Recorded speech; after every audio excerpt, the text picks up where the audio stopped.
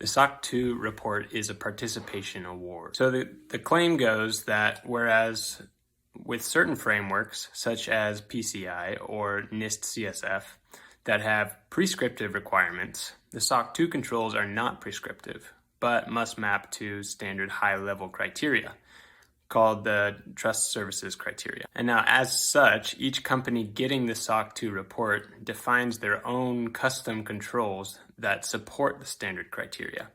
And this leads to significant variability in the type and degree of SOC 2 controls that are out there in the wild. And so the argument concludes here that the SOC 2 report is worthless because it can represent everything from a really accurate assessment to a meaningless piece of paper. So one thing to point out here is those making this claim are usually assessing how much binary value is added by simply completing a SOC 2 report. And so if you're doing this, that's correct.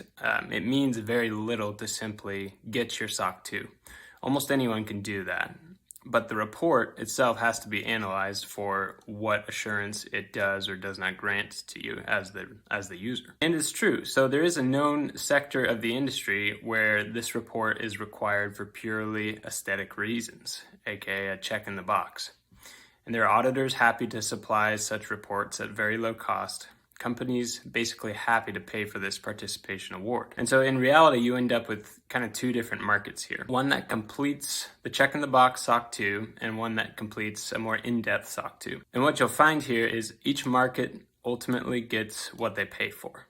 The check-in-the-box companies do save big on time and money, but they pay the price over time due to the following. They miss out on one of the great logistical benefits of the SOC 2 report, which is to reduce time spent completing due diligence documentation. Security questionnaires can be significantly reduced by referring to a SOC 2 report that accurately matches the existing controls at the company.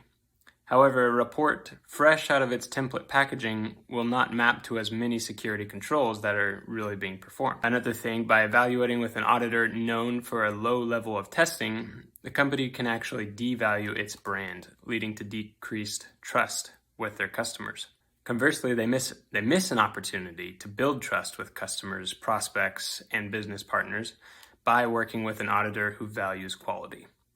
A report that's completed by F- cheap auditors is going to grant less assurance than one performed by A+ LLP. Finally, companies that get this type of report accept a greater level of liability.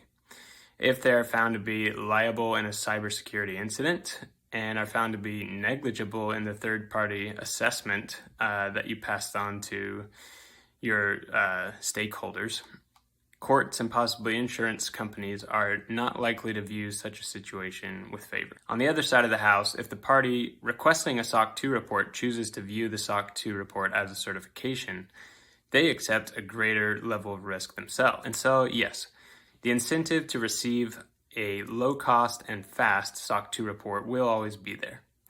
But ultimately, report readers have the tools needed to assess that level of assurance that the report should provide for them.